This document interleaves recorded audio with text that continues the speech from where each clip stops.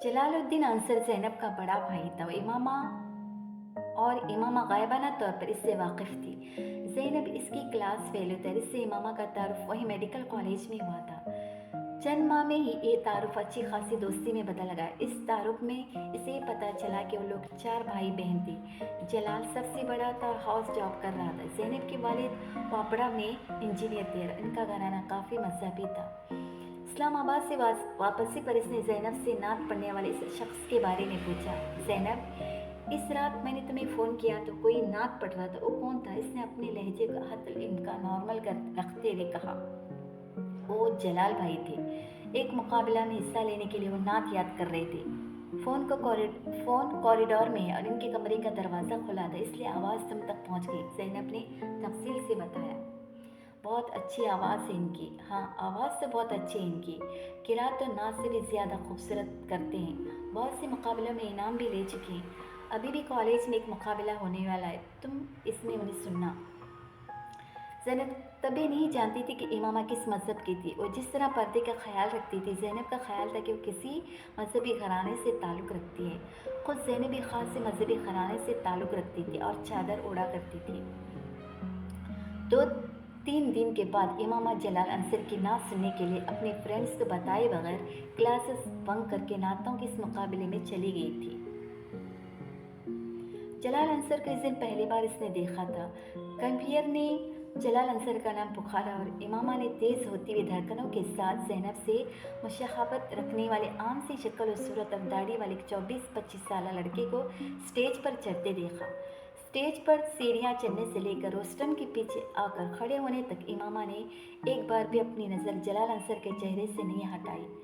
इसने इसे सीने पर हाथ बांधते और आंखें बंद करते देखा। कुछ नहीं मांगता शाह से शेदा तेरा, इसकी दौलत है फ़कत नक्शे कफ़े पा तेरा। इमामा को अपने पूरे वजूद में एक लहर सी दौड़ती महसूस हुई।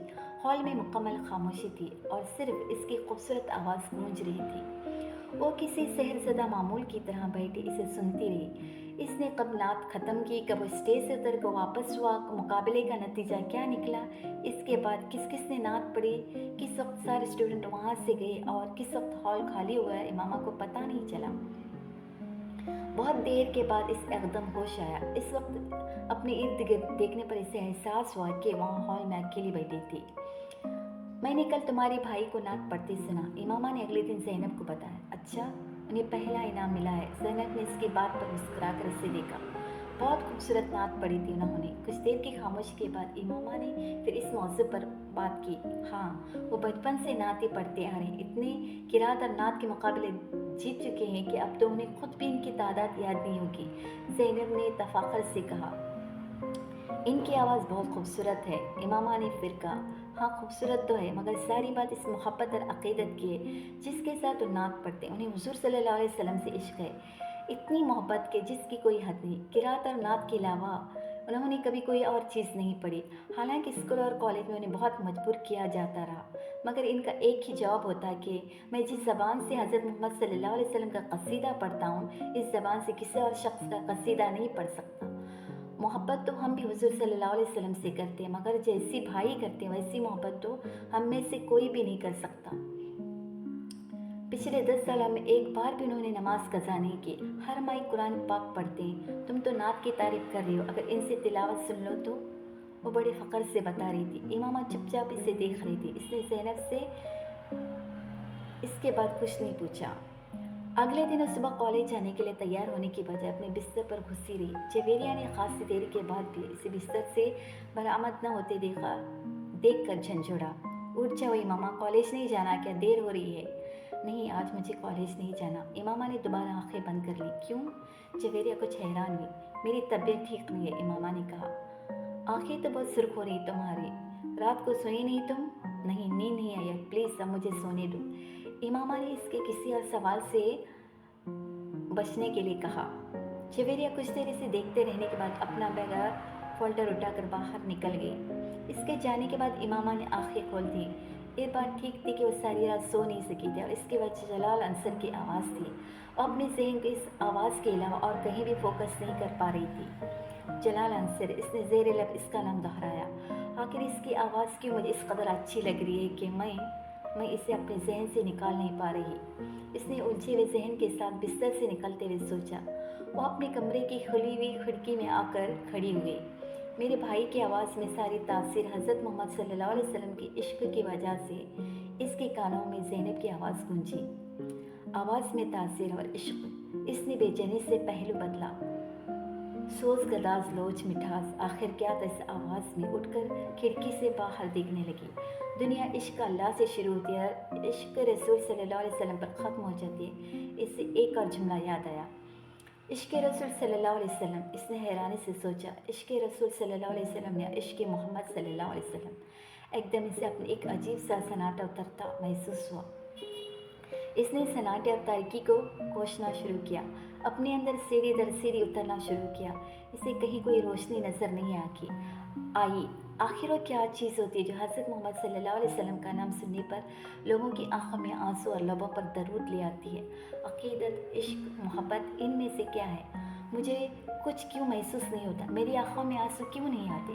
میرے ہونٹوں پر درود کیوں نہیں آتا؟ میری آواز میں تاثیر؟ وہ لمحہ بھر کے لیے رکی۔ اس نے زیر لب پڑھا، کچھ نہیں مانگتا شاہوں سے اے شیدا تیرا، اس کی دولت ہے فقط نقش کفے پا تیرا۔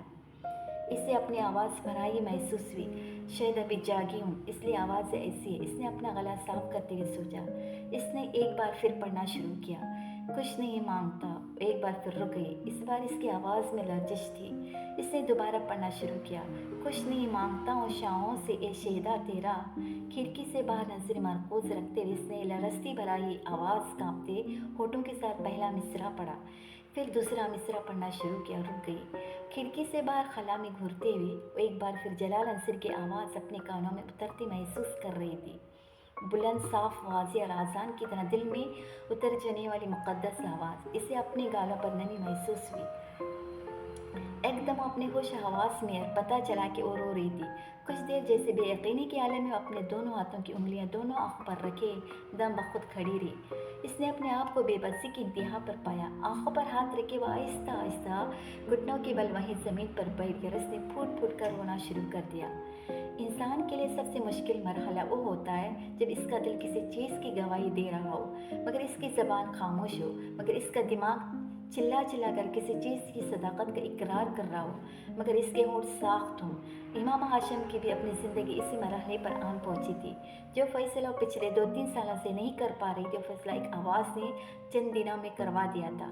اے جانے، اے کھوجے، اے پرکھے وغیرہ کہ آخر لوگ کیوں حضرت محمد صلی اللہ علیہ وسلم سے اتنی عقیدت رکھتے ہیں؟ آخر کیوں عشق رسول صلی اللہ علیہ وسلم کی بات کی جاتی ہے؟ اس نے اتنے سال اپنے نبی کے قصیدے سنے تھے، اس پر کبھی رخت طاری نہیں ہوئی تھی، کبھی اس کا وجود موم بن کر نہیں پگھلا تھا، کبھی اسے کسی پر رشک نہیں آتا، مگر ہر بار حضرت محمد صلی اللہ علیہ وسلم کا نام پڑھتے، دیکھتے اور سنتے ہوئے وہ عجیب سے کیفیات کا شکار ہوتی تھی۔ ہر بار، ہر دفعہ اس کا دل اس نام کی طرف کھینچتا چلا جاتا تھا اور سبیہ کے پاس نہ جانے کہ اس کے سارے ارادے بھاپ بن کر اڑ گئے تھے۔ جلال عنصر کی آواز تاریکی میں نظر آنے والے جگنوں کی طرح تھی، جس کے تعاقب میں بنا سوچے سمجھے چل پڑی تھی۔ میں تجھے عالم اشیاء میں بھی پا لیتا ہوں، لوگ کہتے ہیں کہ ہے عالم والا تیرا۔